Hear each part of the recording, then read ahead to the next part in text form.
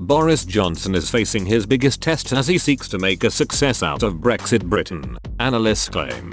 The Prime Minister boldly claimed that freeing ourselves from the EU would allow global Britain to flourish. But some in Scotland and Wales have exploited the historic 2016 referendum to try and break up the 300-year-old union.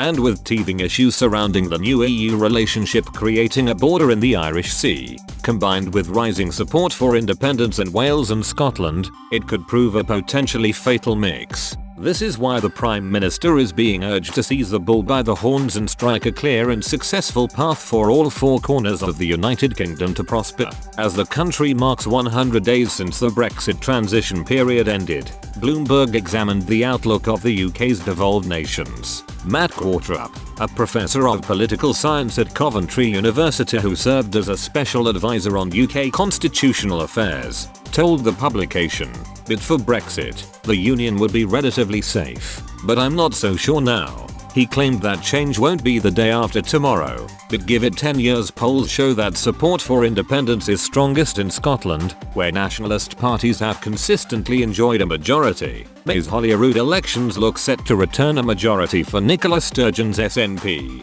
and a possible supermajority for nationalist parties. If it materializes, this would heap more pressure on Mr. Johnson to grant another referendum or find another way of kicking the issue into the long grass. But observers claim that, with support for breaking away from the UK's strongest among the young, it could just allow the issue to fester. Emily Gray, who runs pollster Ipsos Mori in Scotland, told Bloomberg that Brexit was critical to the rise in support for independence. "The result is significant doubts in Scotland about the future of the union," she said. "Over half of Scots expect that the UK won't exist in its current form in 5 years' time."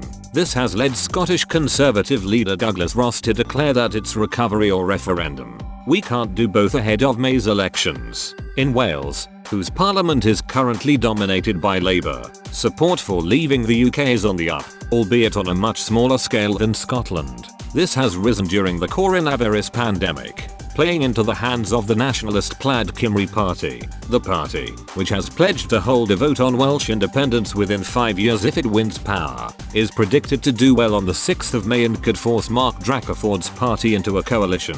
Meanwhile, in Northern Ireland, enjoying a tentative peace since the Troubles ended in 1998, support for unifying with its southern neighbour is growing. Recent polls have suggested a majority now back such a move within 5 years. What response this would provoke from the province's unionist community remains to be seen. But with 70 PSNI police officers injured during pro-unionist rioting in the past week, it raises the spectre of a return to the dark days of violent sectarianism. Bertie Ahern, the former Irish Prime Minister who played a key role in the 1998 Good Friday peace agreement, said that the result of all of this was that socially, the UK is becoming less of a family.